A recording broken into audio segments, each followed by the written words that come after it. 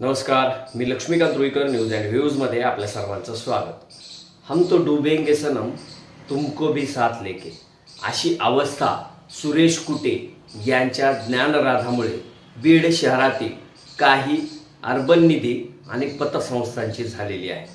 त्यामध्ये मा जिजाऊ सहकारी पतसंस्था असेल किंवा साईराम अर्बन पतसंस्था असेल, या दोन प्रामुख्यानं अशा पतसंस्था आहेत की ज्यांच्या जवळपास 5, 10, 20 कोटी रुपयांच्या ठेवी या ज्ञानराधामध्ये ठेवण्यात आल्या होत्या.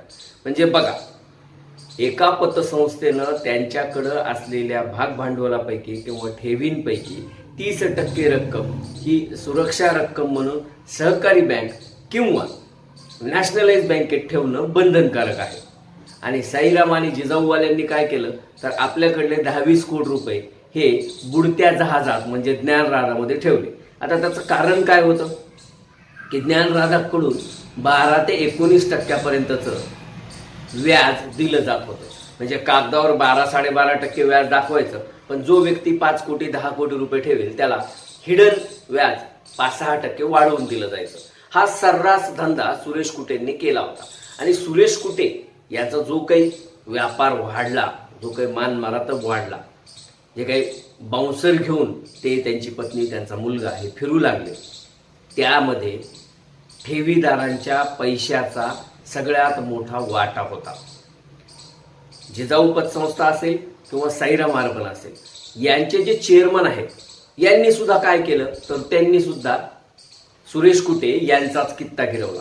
सुरेश कुटे यांनी ज्ञानराधाचा पैसा ज्या पद्धतीनं द कुटे ग्रुप किंवा तिरुमला ग्रुपमधील 20 ते 22 कंपन्यांसाठी वापरला, 20 ते 22 कंपन्यांमध्ये कर्ज दिलं गेलं आणि ते सुद्धा कुठलंही मॉर्गेज, कुठलंही तारण किंवा कुठलंही गॅरंटर, कुठलेही कागदपत्र न घेता त्याच पद्धतीनं जिजाऊ पतसंस्थेचे चेअरमन जे होते शिंदे किंवा साईराम अर्बनचे जे शिंदे आहे चेअरमन आहेत परभणे, या दोघांनी देखील आपले खाजगी उद्योग मोठे करण्यासाठी, आपले खाजगी उद्योग भरभराटीला आणण्यासाठी म्हणून या पतसंस्थेमधील ठेवींचा गैरवापर केला.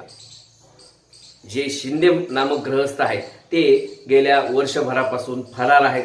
कुणी सांगतं ते नेपाळमध्ये आहेत, कुणी सांगतं ते दुबईमध्ये आहेत, काही जण सांगतात की त्यांनी बँगलोरमध्ये 5-10 कोटी रुपयाची प्रॉपर्टी घेतली आणि ते तिथं ऐशाआरामात जीवन जगतात.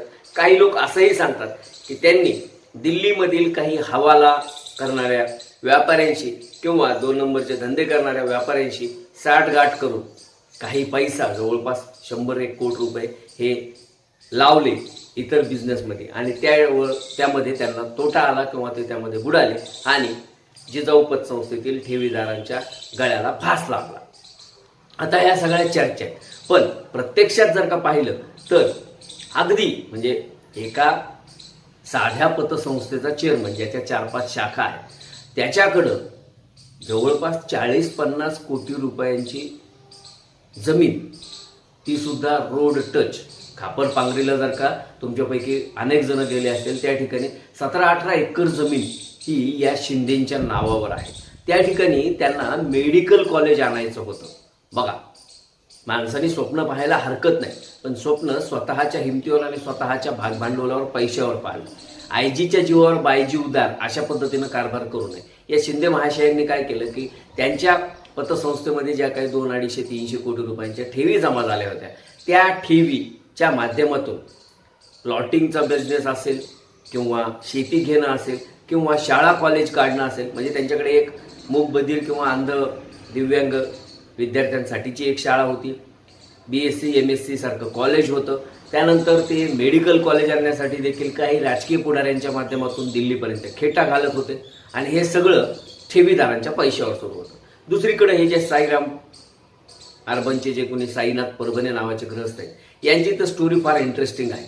म्हणजे आपण एखाद्याची सक्सेस स्टोरी जेव्हा करतो की त्यांनी कशा हालाकीच्या परिस्थितीमध्ये जीवन जगत जगत मोठा झालेला आहे, त्यांनी कशी आपली टार्गेट अचीव केलेली, तशाच पद्धतीनं 50-100 रुपये पिग्मी गोळा करणाऱ्या साईनाथ परभणे यांनी अचानक त्यांच्या हातात जादूची कांडी सापडल्यासारखं एक पतसंस्था उभारली आणि त्या पतसंस्थेच्या माध्यमातून स्वतःचा जो काही भांडीकुंडीचा जो काही व्यवसाय होता तो व्यवसाय वाढवला, त्यासोबतच प्लॉटिंगच्या धंद्यामध्ये ते सक्रिय झाले.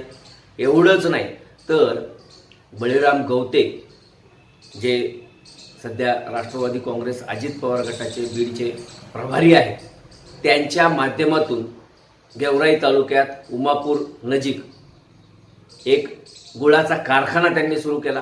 आणखी एका कारखान्यामध्ये देखील त्यांनी भागीदारी स्वीकारली. म्हणजे 28, 30 किंवा 50 कोटी रुपयाची इन्व्हेस्टमेंट एका कारखान्यासाठी, गुळाच्या कारखान्यासाठी लागते. त्यामध्ये साईनाथ परभणे यांनी मोठा वाटा उचलला होता. आता एवढा पैसा 5-7 वर्षात पतसंस्था उभारल्यानंतर एवढा पैसा त्यांच्याकडे आला कुठून, याचा कोणीही विचार केला नाही. हे साईराम असेल किंवा जिजाऊ पतसंस्था असेल, यांच्याकडं पैसे ठेवताना फक्त ठेवीदारांनी एकच विचार केला, आणि तो म्हणजे आपल्याला 10, 12, 13, 14 ते 19% व्याज मिळते. महिन्याला व्याज मिळते ना, मग तो पैसा त्यांनी कुठं का उडवणं, अगदी डान्स बारमध्ये घालू, शेअर मार्केटमध्ये घालू, नाही तर प्लॉटिंगमध्ये घालू किंवा गुळाच्या कारखान्यात घालू, आपल्याला काय करायचं त्याचं. हा सर्वसामान्य ठेवीदाराचा एक समज होता. ठेवीदारांची देखील तेवढीच चूक आहे. ते ठेवीदारांनी ब्लाइंडली या लोकांवर विश्वास ठेवला आणि कुठे असतील, परभणे असतील किंवा शिंदे असतील, यांनी केसानं गळा कापण्याचं काम या ठेवीदारांचं केलेलं आहे. आज कुठे हे सरळ सरळ असं हात जोडून विनम्रपणे मीडिया हाऊसला आम्ही सांगतो अफवावर विश्वास ठेवू नका, गुन्हे दाखल करू नका, अशा ज्या गप्पा मारायलेत ना, त्या कुटेंना आमचं एक आव्हान आहे आणि चॅलेंज आहे. कुटेंमध्ये खरोखरच जर का दम असेल ना, तर कुटेंनी हजारो लोकांच्या, हजारो ठेवीदारांच्या समोर येऊन हे स्पष्टपणे सांगावं की मी या लोकांना कर्ज दिलेलं आहे. अगदी लाख रुपयाचा असो की 50,000 रुपयाचा असो, 50,000 रुपयापासून ते 50 कोटी रुपयापर्यंत कर्ज वाटप केलेल्या लोकांची यादी कुठे जाहीर करणार आहेत का? कुठे गेल्या 8-9 महिन्यापासून लोकाला वेड्यात काढतायत, लोकाला चुत्यात काढतायत. म्हणजे कुठ्यांना असं वाटतंय का की ते फेसबुकवर आले, त्यांनी हात जोडून विनंती केली की लोक शांत बसतील? कुठ्यांचा वार्षिक अहवाल प्रसिद्ध केला जात नाही, कुठ्यांचं नफा तोटा पत्रक प्रसिद्ध केलं जात नाही, कुठेंनी किती ॲसेट त्यांच्याकडे आहे, खेळतं भाग भांडवल किती आहे, त्यांनी कर्ज वाटप किती केलेलं आहे, त्यांनी कर्ज कुठल्या कुठल्या प्रतिष्ठानला दिलेलं आहे, त्याच्या अगेन्स्ट त्यांनी प्रॉपर्टी मॉर्गेज किती करून घेतलेलं आहे, त्यांनी पर्सनल लोन, व्हेकल लोन, त्यासोबतच त्यांनी गोल्ड लोन केलेलं आहे का, त्यांच्या लॉकरमध्ये किती लोकांचं सोनं नाणं किंवा त्यांचा किती लोक लॉकरच्या सुविधेचा वापर करतात, या कुठल्याही गोष्टीवर कुठे कधीही बोलत नाही. कुठे काय करतात, अफवांवर विश्वास ठेवू नका, माझं RBIचं होल्ड निघालेलं आहे, मी आमच्या कंपनीबरोबर मॅनसेंटा रिसर्च बरोबर अमुक कागदपत्र केलेले आहेत, तमुक कागदपत्र केलेले, रेकाम्या गप्पा मारणं कुटेंनी आता बंद करावं. आणि कुटेंसोबतच हे जे शिंदे आहेत किंवा परभणे आहेत ना, यांनी सुद्धा लोकांचे पैसे तातडीनं देण्यासाठी काय करता येतंय किंवा काय करायला पाहिजे ते करावं. विनाकारण लोकांचा जीव घेण्याची प्रयत्न या लोकांनी करू नये. आणि दुसरी गोष्ट, पोलीस अधीक्षक नंदकुमार ठाकूर यांना सुद्धा आम्ही सर्वसामान्य ठेवीदारांच्या वतीनं विनंती करतोय की पोलिसांची प्रतिमा सर्व पतसंस्थांच्या प्रकरणांमध्ये अत्यंत मलिन झालेली आहे. हरिभाऊ खाडेसारखा माणूस 1 कोटी रुपयाची लाच मागताना जेव्हा अटक झाला ना, त्याचे शिंतोडे थेट ठाकूरांपर्यंत गेलेले आहेत. ठाकूर कितीही म्हणत असले की मेरी कमीज पर एक भी दाग नाही आहे, त्यांच्या कमीजवर सुद्धा दाग आलेले. आणि त्याच्यामुळं जर का कुठे हे व्हिडिओ बनवून तो जर का लोकांमध्ये व्हायरल करत असतील ना, तर पोलीस अधीक्षकांनी बाकीच्या PIला किंवा DYSPला किंवा ॲडिशनल SPला न सांगता स्वतः गाडी काढावी आणि ज्या अकाउंटवरून त्यांचा व्हिडिओ व्हायरल झालेला आहे त्या अकाउंटच्या संबंधिताला फोन करून तो अकाउंट ट्रॅक करून, तो फोन नंबर ट्रॅक करून कुटेंच्या मुसक्या बांधून त्यांना इथं बीडमध्ये आणून ठेवीदारांसमोर हजर करावं. त्याचसोबत जे साईनाथ परभणे आहेत किंवा जे शिंदे आहेत यांना सुद्धा जिथं कुठं पाताळात जरी लपलेले असले तरी देखील त्यांना सुद्धा बकोटीला धरून आणावं आणि लोकांसमोर उभा करावं. लोक त्यांचा काय तो निकाल देतील.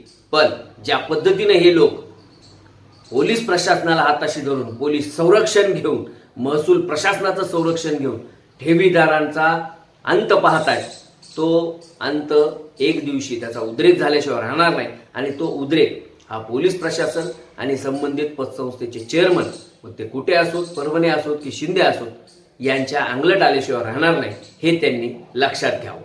न्यूज अँड व्ह्यूजचे व्हिडिओ आवडत असल्यास लाईक करायला, शेअर करायला आणि न्यूज अँड व्ह्यूज या यूट्यूब चॅनलला सबस्क्राईब करायला विसरू नका. तुमचं एक सबस्क्रिप्शन आमचं अन्यायाविरुद्ध लढण्याचं बळ 1000 पटीनं वाढवणार आहे. धन्यवाद.